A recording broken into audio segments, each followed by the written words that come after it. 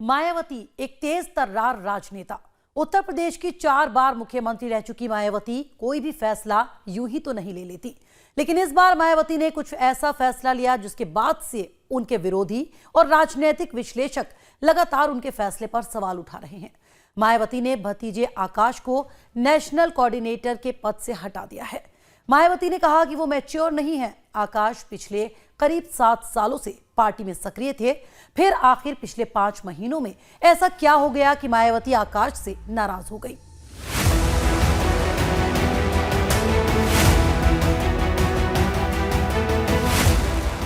भाजपा की सरकार बुलडोजर की सरकार नहीं, यह आतंकवादियों की सरकार है। मन करता है ना, जिसने पेपर लीक किया उसका गूदा निकाल के उसको जमीन में गाड़ दे। उत्तर प्रदेश की जमीन और निशाने पर बीजेपी। आकाश का ये तेवर बहुजन समाज के वोटरों को खूब भा रहा था।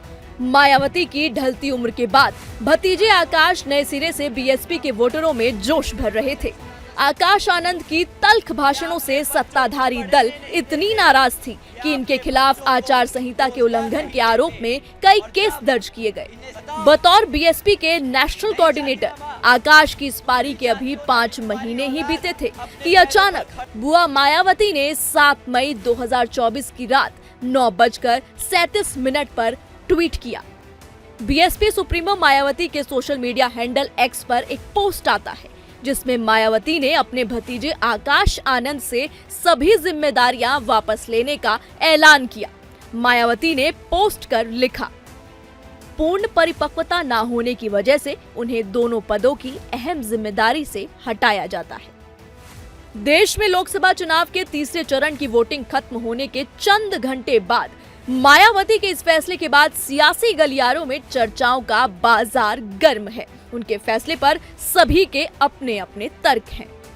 एक्सपर्ट मानते हैं कि मायावती के इस फैसले की 2 अहम वजह हो सकती हैं। राजनीतिक सूत्रों का कहना है कि मायावती आकाश आनंद की तरफ से इस्तेमाल किए जाने वाले शब्दों से खुश नहीं थी। इस आक्रामक शैली से उन्हें चुनाव में अपनी पार्टी का फायदा कम और नुकसान ज्यादा होने की आशंका थी। एक्सपर्ट्स का यह भी मानना है कि मायावती ने यह फैसला बीजेपी के दबाव में आकर लिया है। भाजपा की सरकार बुलडोजर की सरकार नहीं, यह आतंकवादियों की सरकार है। अपने अवाम को गुलाम बनाकर रखा है। ऐसी सरकार का समय आ गया है अब खत्म होने का। और कुछ इसी अंदाज में आकाश अब तक भारतीय जनता पार्टी को निशाना बनाते रहे थे और कयास लगाए जा रहे हैं कि अपने इन्हीं तेवरों के कारण उन्हें पार्टी के बाहर का रास्ता देखना पड़ा है। तो जब आप लोग सरकारी नौकरियों के लिए पेपर देते हो और वो पेपर लीक हो जाता है तो कैसा महसूस होता है? मन करता है ना, जिसने पेपर लीक किया उसका गूदा निकाल के उसको जमीन में गाड़ दे। आता है ना गुस्सा। राजनीतिक एक्सपर्ट्स मानते हैं कि आकाश का यह आक्रामक अंदाज मायावती को कुछ खास पसंद नहीं आ रहा था। इसके अलावा भी अंदर खाने से कई ऐसी वजह हैं जो निकलकर सामने आ रही हैं, जिसकी वजह से मायावती को यह फैसला लेना पड़ा। कारण नंबर 1, बीजेपी को टारगेट करना। को जो मुफ्त में राशन देते हैं इसकी आपको क्या कीमत चुकानी पड़ती है आप जानते हैं? ये 2.5 लाख का चूना लगाते हैं 12,000 रुपया देकर आपको। ये कीमत आप चुकाते हो साथियों। बीएसपी ने आकाश आनंद को सोशल मीडिया के साथ यूथ पॉलिटिक्स पर फोकस करने के लिए आगे बढ़ाया था, लेकिन वो लगातार बीजेपी और सरकार पर टारगेट कर रहे थे। कारण नंबर 2, विवादित बयानबाजी।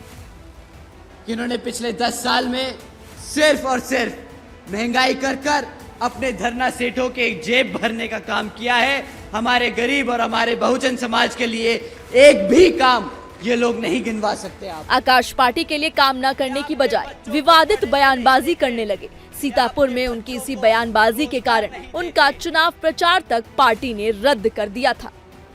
मायावती के इस फैसले के बाद बीजेपी, कांग्रेस और समाजवादी पार्टी ने मायावती के फैसले पर सवाल उठाए हैं।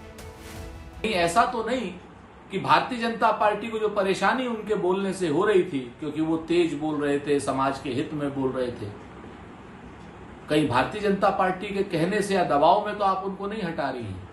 इसका आपको स्पष्टीकरण देना होगा। आकाश आनंद जिस तरह से गैर जिम्मेदाराना बयान दे रहे थे और भारतीय जनता पार्टी को लेकर के जिस तरह की अपमानजनक टिप्पणी उन्होंने की थी, जनता के बीच में उनका बहुत आक्रोश इसको लेकर के पनपा था और मायावती जी ने इस बात को महसूस किया, इसलिए आकाश आनंद को तमाम जिम्मेदारियों से मुक्त करने का काम किया है। देखिए, बसपा और भारतीय जनता पार्टी का अघोषित गठबंधन है, ये जनता देख रही है। जिस तरीके से बसपा के टिकट का बंटवारा हुआ, फिर टिकट बदलने के फैसले हुए, वो कहीं न कहीं भारतीय जनता पार्टी का प्रभाव नजर आता है। 10 दिसंबर 2023 को बीएसपी सुप्रीमो मायावती ने अपने सबसे छोटे भाई आनंद कुमार के बेटे आकाश आनंद को अपना उत्तराधिकारी घोषित किया था। पार्टी की विरासत और राजनीति को आगे बढ़ाने के लिए मायावती ने अपने भतीजे पर भरोसा जताया था। आकाश ने लंदन से मास्टर ऑफ बिजनेस एडमिनिस्ट्रेशन यानी MBA की पढ़ाई की है।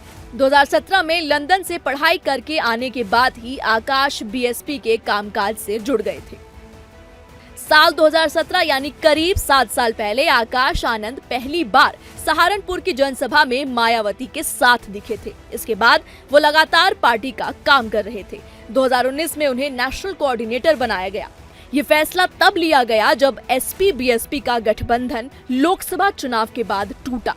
2022 के हिमाचल विधानसभा चुनाव में पहली बार आकाश आनंद का नाम स्टार प्रचारकों की लिस्ट में आया था।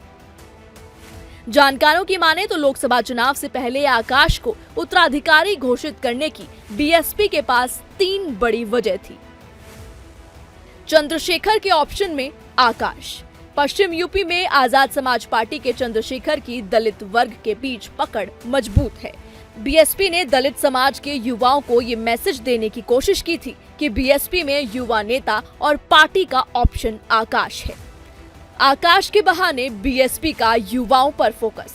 यूपी में विधानसभा चुनाव 2022 के चुनाव में बीएसपी को तगड़ा झटका लगा था।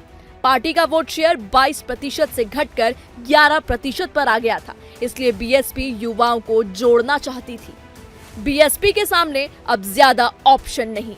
4 बार यूपी की सीएम रह चुकी मायावती की पार्टी बीएसपी की अब प्रदेश में स्थिति कमजोर हो रही है। अभी बीएसपी का सिर्फ एक विधायक है।